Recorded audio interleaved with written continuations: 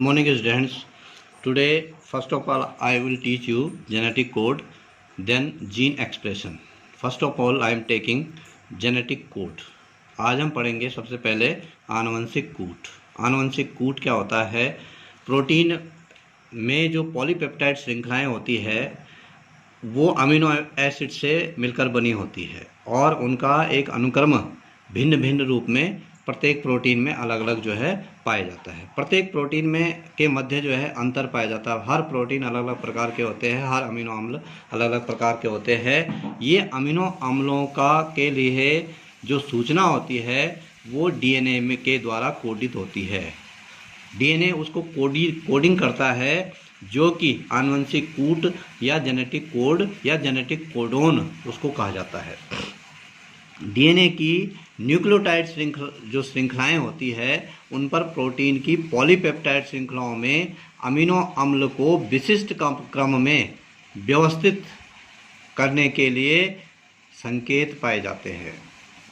जो अमीनो अम्ल होते हैं उसको विशिष्ट क्रम में व्यवस्थित करने के लिए संकेत पाए जाते हैं। इन संकेतों को आनुवंशिक संकेत कहा जाता है।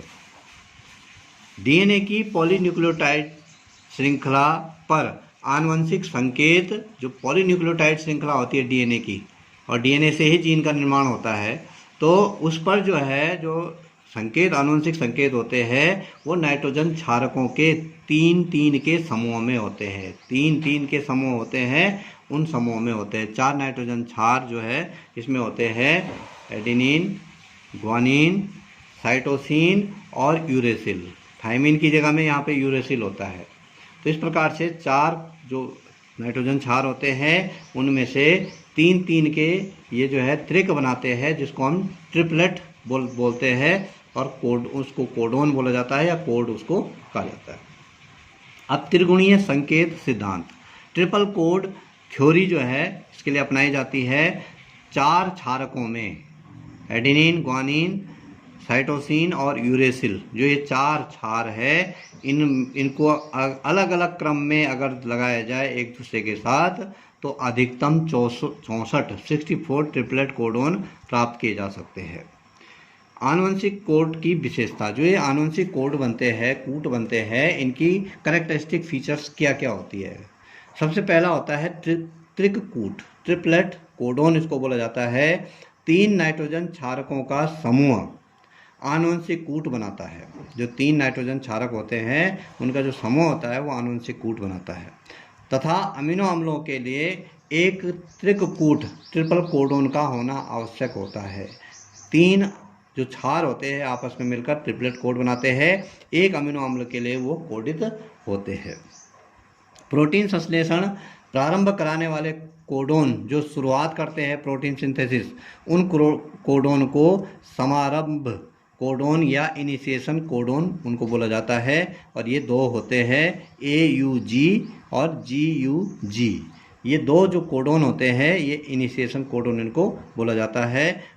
कुछ कूट किसी भी अमीनो अम्ल को कूटित नहीं करते हैं। कुछ ऐसे कोडोन होते हैं जो किसी भी अमीनो अम्ल के लिए कूटित नहीं होते हैं और इनको निरर्थक कूट बोला जाता है। नॉनसेंस कोडोन इनको कहा जाता है। जैसे UGA, UAA, UAG, ये जो है नॉनसेंस कोडोन होते हैं और यही जो है टर्मिनेशन कोडोन भी होते हैं, समापन कोडोन। जब ये कोडोन आ जाते हैं, जब अमीनो अम्ल आप मिलाकर जो है 20 प्रकार के अमीनो अम्ल मिलाकर प्रोटीन संश्लेषण का निर्माण करते हैं, पेप्टाइड श्रृंखला का निर्माण करते हैं, तो लास्ट में जो है ये समापन कोडोन आते हैं जो कि उस प्रोटीन सिंथेसिस का समापन करते हैं, उसको जो है टर्मिनेट करते हैं।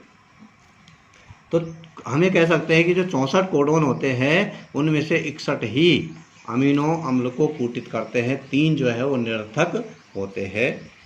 और ये जो है अगला जो पॉइंट है इसका विशेषता है वो है कूट अपह्रासिता, कोड डीजनरेट। कोड डीजनरेट का मतलब होता है कि किसी एक अमीनो अम्ल के लिए एक से अधिक कोडोन कूटित किए जा सकते हैं। कोई एक अमीनो अम्ल है उसके लिए 1, 2, 3 कोड हो सकते हैं। अक्सर एक अमीनो अम्ल के लिए एक से अधिक कूट प्रयुक्त होते हैं। उदाहरण है जैसे फिनाइल एलानाइन है एक अमीनो अम्ल, उसके लिए 2 कोडोन होते हैं UUU और UUC। आर्जिनिन जो आर्जिनाइन है एक अमीनो अम्ल, उसके लिए 6 कूट प्रयुक्त होते हैं। इस प्रकार से एक से ज़्यादा कोडोन जो है एक अमीनो अम्ल के लिए प्रयुक्त किए जा सकते हैं। अब तीसरा है इसमें कैरेक्टरिस्टिक फीचर, कूट सार्वत्रिक होता है। कोड इज यूनिवर्सल का मतलब है कि जो कोडोन होते हैं ये सभी जीवों के लिए समान अमीनो अम्ल के लिए कूटित होते हैं। अगर फिनाइल एलानाइन है, इसके लिए UUU अगर मनुष्य में है, UUC भी मनुष्य में है, तो किसी अन्य जीव में भी यही कोडोन प्रयुक्त किए जाते हैं, इसलिए इसको यूनिवर्सल बोला जाता है। अगला है कूट अनतिव्यापी होता है। Code is non overlapping. Code जो है नॉन ओवरलैपिंग होता है, एक ही अक्षर से 2 विभिन्न कोडोन के लिए प्रयुक्त नहीं किए जा सकते हैं। एक अक्षर से जो है 2 विभिन्न कोडोन जो है के लिए हम कोटित नहीं कर सकते, वो एक दूसरे को ओवरलैप कभी नहीं करते हैं। अगला है कूट कॉमा रहित होता है। कोड इज कॉमा लेस का मतलब है जब हम कोडिंग लिखते हैं उनके बीच में किसी भी प्रकार का पंक्चुएशन का यूज नहीं किया जाता है। जैसे हमने यहाँ पे लिख दिया CCU और सीधे लिख दिया CAG, दूसरे नंबर का जो कोडोन है। इस प्रकार से इनमें कॉमा का प्रयोग या किसी भी पंक्चुएशन का प्रयोग नहीं किया जा सकता है। अगला पॉइंट है कूट असंदिग्ध होता है। कोड इज नॉन एम्बिगुअस का मतलब है किसी विशेष कूट के लिए किसी भी प्रकार की संदिग्धता नहीं होती है। एक विशेष कूट सदैव अमीनो अम्ल को ही कूटित करेगा, चाहे कहीं भी मिले, कहीं भी हो, चाहे वो एक उसी अमीनो अम्ल को कूटित करेगा। एक अमीनो अम्ल एक कूट से के 2 अमीनो अम्लों को कदापि कूटित नहीं करता है। अभी हमने जैसे पहला पढ़ा था कि एक अमीनो अम्ल के लिए 2 या 2 से अधिक कूट हो सकते हैं, लेकिन एक कूट 2 अमीनो अम्लों को कभी भी कूटित नहीं कर सकता। एक अमीनो अम्ल के लिए 2 या 2 से अधिक कूट हो सकते हैं, लेकिन एक कूट के लिए एक कूट जो होता है 2 या 2 से अधिक अमीनो अम्लों के लिए नहीं हो सकता। एक ही अमीनो अम्ल के लिए एक कूट होगा हमेशा, जिसको बोला जाता है कूट असंदिग्ध होता है। अब नेक्स्ट पॉइंट जो इसमें आता है वो है जीन अभिव्यक्ति अथवा प्रकटन, जीन एक्सप्रेशन इसको बोला जाता है। अब जो हमारा DNA होता है, DNA से मिलकर जीन का निर्माण होता है, और DNA में न्यूक्लियोटाइड के क्षारों की जो श्रृंखला होती है उसको ही हम जो है ये कह सकते हैं कि उससे मिलकर ही जीन का निर्माण होता है। तो जो कि प्रोटीन निर्माण और अन्य कार्यों के लिए कूटित होता है, उसमें जो है DNA ही जो है इन चीज़ों का निर्धारण करता है। का मतलब ये कह सकते हैं कि जीन जो है इन चीज़ों के लिए रिस्पॉन्सिबल होता है। तो जो जीन होते हैं प्रोटीन संश्लेषण या अन्य लक्षणों के निर्माण के लिए लगातार अभिव्यक्ति करते हैं, और इस क्रिया जो ये लगातार अभिव्यक्ति पहली जनरेशन में भी अभिव्यक्ति करते हैं, अगली जनरेशन में भी अभिव्यक्ति करते हैं। तो ये जो प्रक्रिया होती है इसको जीन अभिव्यक्ति कहा जाता है, जीन एक्सप्रेशन इसको कहते हैं। इस प्रकार के जीन होते हैं इनको हाउसकीपिंग जीन बोला जाता है, जो कि विशेष लक्षणों के लिए होते हैं, अपने आप को एक्सप्रेस करते हैं। ऐसे जीन्स को हाउसकीपिंग जीन्स कहते हैं। अब यहाँ पे बात करते हैं एक जीन से, ये अनुलेखन करता है DNA।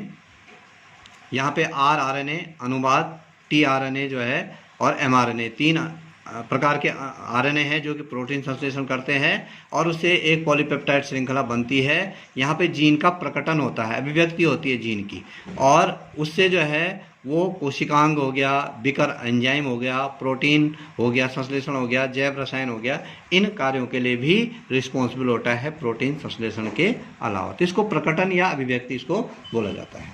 अब अगला पॉइंट है सेंट्रल डॉगमा। सेंट्रल डॉगमा इसको बोला जाता है।